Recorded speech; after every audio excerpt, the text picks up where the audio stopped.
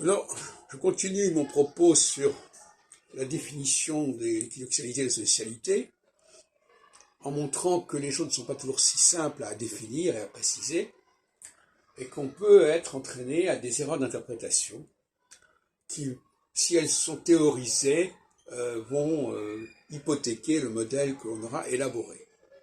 Donc il faut être extrêmement attentif à tenir compte des faits et à ne pas leur faire dire ce qu'ils ne disent pas. Alors je reviens sur la question de l'horizontalité et de la verticalité. Les événements récents nous montrent que le passage actuellement que nous avons sur l'axe poisson vierge, nous sommes à la fin du Verseau là,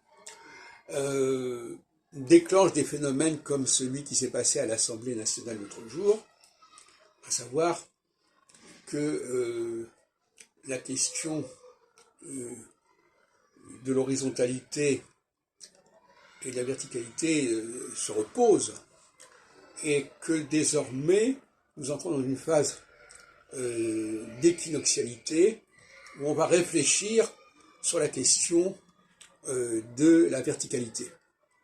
On va se poser des questions concernant notamment l'ordre social, le fonctionnement de la société, l'organisation des classes sociales, etc.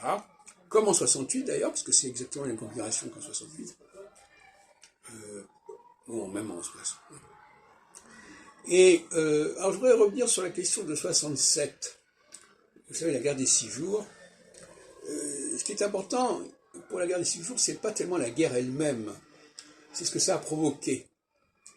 Et ça a provoqué notamment chez les Juifs de France, pas seulement de France d'ailleurs, une réflexion sur leur rôle, sur la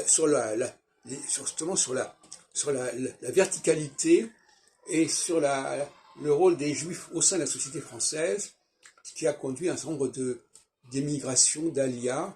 Et moi-même, j'ai été pris quelque temps par ce processus, par ce syndrome. Et donc ça, c'est tout à fait typique d'une réflexion nouvelle sur l'équinoxialité et sur la verticalité, c'est-à-dire comment fonctionne la société, comment elle est organisée, quelles sont les strates qui se mettent les unes par rapport aux autres, etc., etc.